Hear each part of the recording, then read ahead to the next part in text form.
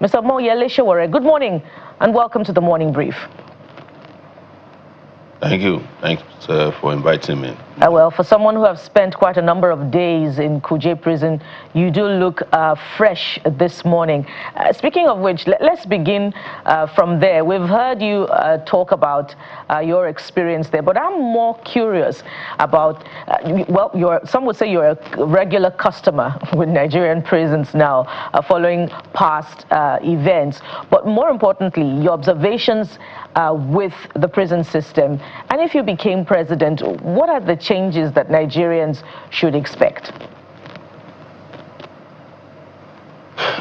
Well, I went to prison, but what they call prison in Nigeria is a correction center.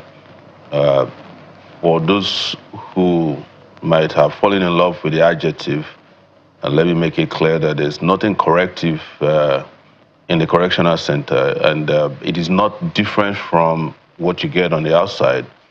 But how to process it is to say to everyone that if the Nigerian government don't care about those of you who are on the outside, not necessarily free, why do you think they'll care about people who are intentionally dumped in prison for different reasons? But what I found very interesting, well, not interesting, it's public knowledge, is that a majority of the prisoners there are still likely awaiting trial prisoners. That is to say, in that prison, there were over 1,158 people while I was there, and 871 of them are awaiting trial. Some of them have been awaiting trial for years, some as long as 10 years, as someone told me.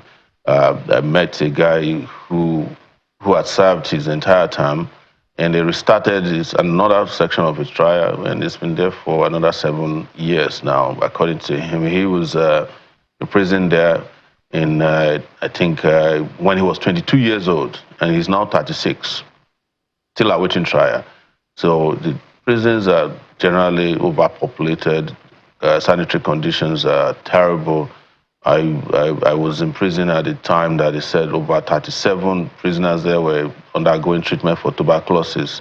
The tuberculosis were detected in December, and they've been undergoing treatment for 6 months. Nobody can tell you whether they have improved or not, and we don't even know who is who, because it's jam-packed. And they deliberately, of course, upon my bail being revoked, DSS sent a delegation to the prison to make sure they put me in the population that had tuberculosis patients. So there's nothing there to celebrate. But the question you asked me is what I would do. Of course, we are going to, when we get to power in this country, reform the entire process, make it correctional. And what I would do mostly is to engage in non-custodian, reforms.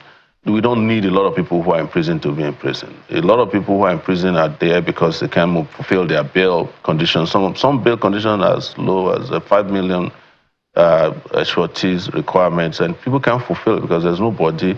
The bail conditions are set by judges and police and DSS, and they collaborate in such a way that you can't meet them. And so a lot of people are languishing in jail. I met some people who were forest guards. They've been there now for 75 days. They said they were arrested because they said they were forming an illegal organization. The NSA detained them for 35 days. Then when Femi Falana intervened, they took them to Kuje. And after they were granted bail, they haven't been able to fulfill their bail conditions, 7 of them. And because it's almost impossible to fulfill these bail conditions the way they are set. So you have a lot of people who are in prison just trying to meet bail.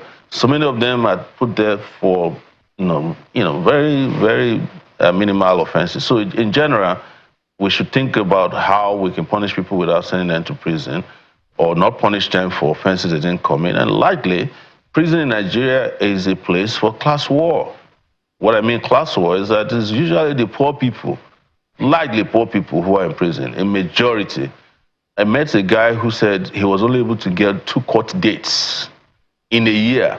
And when he went to court, they adjourned, and that's it. I met another guy who doesn't even go to court because the prison said they don't have vehicles to take him to the court. The court that he was being tried at is a remote court in Abuja, so they don't even bother to take him to court anymore. Yet he's there as a prisoner. So Reforms, yes, to improve and ensure that the prison system is also part of society so that you can correct and reform people. But what we have in Nigeria today is not, there's nothing corrective about it. In fact, a lot of criminal activities are happening in prison because the prisoners have to survive. There's no prisoner, no average prisoner can eat prison food, for instance. But there's huge budget for prison food. There's a lot going on, but like I said, who will care about prisons when they don't care about you, even when you're not in prison?